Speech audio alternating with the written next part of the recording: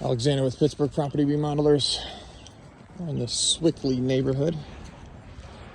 This has been a long one, 5,800 square foot full renovation. We're actually wrapping it up this week. We have our final walkthrough and final inspection next Tuesday.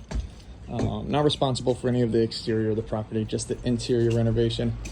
We actually just got the original glass rebuilt as there was some damage, but we wanted to preserve the original character. All of the hardwoods have been refinished. Some of them have been replaced throughout. Changed the entire layout of this property. Entering into here, where the arches are currently located, those were built-in bookshelves, so there was no pass-through there. A tremendous amount of structural work has occurred at this property. But yeah, open up the space. Now you're able to see all the way through to the back door, enter the side access, as well as a powder room over there. Coming into the main living space.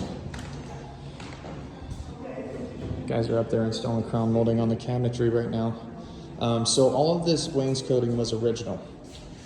There was built-in bookshelves along this back wall here, which we removed. We had to recreate the original crown molding on this back wall, as there was bookshelves there.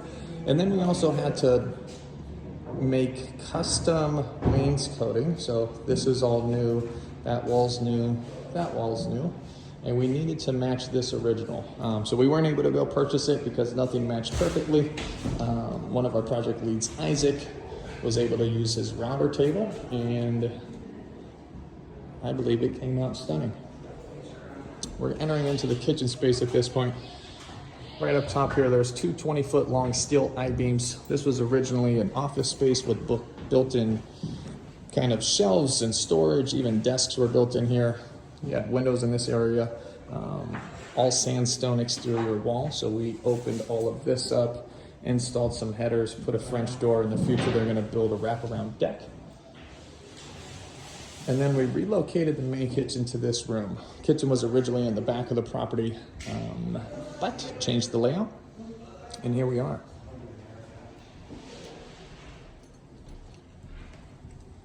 Guys are installing the crown currently.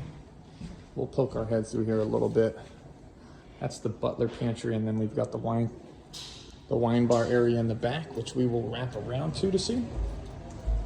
So coming through the other side of the property, this is going to be the wine bar area. Same tile backsplash carries throughout. This is the butler pantry. They originally wanted to preserve the original butler pantry, and then as the project kind of progressed, they decided, hey, go ahead and tear that out. Let's modernize everything. So property was originally built in 1902. We tried to preserve and match as much of the original trim as possible. If you see all 11-inch baseboards, we preserved all of the original 6-panel doors. And then where we needed new doors, we bought solid core to match throughout. These are all new handles, but we matched the same tone with the crystal and the gold as the originals. And then this is going to be the in-law suite. So in-law suite, alcove tub. There's a lot of LED bathroom mirrors. All of the bathrooms actually have the LED mirrors. They're great. You're able to click a button and it'll take all the fogging off. It's a defogger. And then yeah, this is the in-law suite. And then we'll do another video for upstairs. Once again, the property's 5,800 square feet. But let me show you the powder room really fast before we wrap this one up. So same thing here. This was originally a closed off wall. This was not a pass through. So if you see, we had to install all of these hardwoods, then we stained them to match.